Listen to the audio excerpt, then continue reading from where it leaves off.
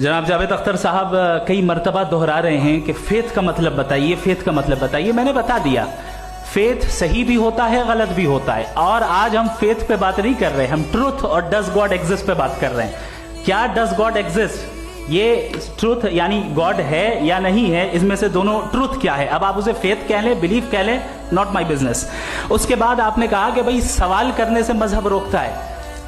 मैं कहता हूं जो रोकता है वो रोकता होगा, मैं नहीं रोकता, बल्कि सवाल करें, सवाल करना चाहिए। सवाल कर करके तो हम आगे बढ़ते हैं, तरक्की करते हैं, और इसीलिए मैं आज यहां पे आया हूं। लेकिन सवाल सिर्फ खुदा से नहीं होगा, आपसे भी होगा। सवाल एथिज्म से भी होगा, सवाल सिर्फ मजहब से नहीं होगा, सबसे होगा।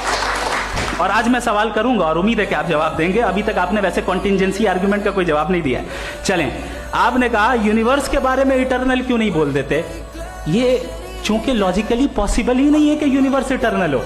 यूनिवर्स एक कॉन्टिंजेंट चीज है जो टाइम एंड स्पेस के पाबंद है, टाइम एंड स्पेस से बाउंड है। जो टाइम एंड स्पेस से बाउंड होगा वो कॉन्टिंजेंट होगा, जो कॉन्टिंजेंट होगा वो उसकी बिगिनिंग हुई होगी, जिसकी बिगिनिंग हुई होगी वो इटर्नल नहीं हो सकता। ये तो कॉमन सी बात है। आपने कहा कि किसी मजहबी किताब में डायनासोर का जिक्र नहीं है। अफसोस कि आज तक किसी मैथमेटिक्स की किताब में मुझे डायनासोर का जिक्र नहीं मिला।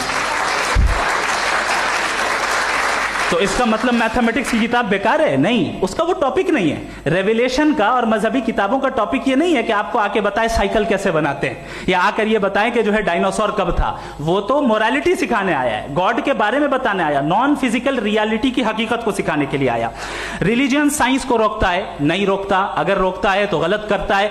रिलीजियन साइंटिज्म को रोकता है, जिसमें हमारे जावेद साहब मुब्तला है।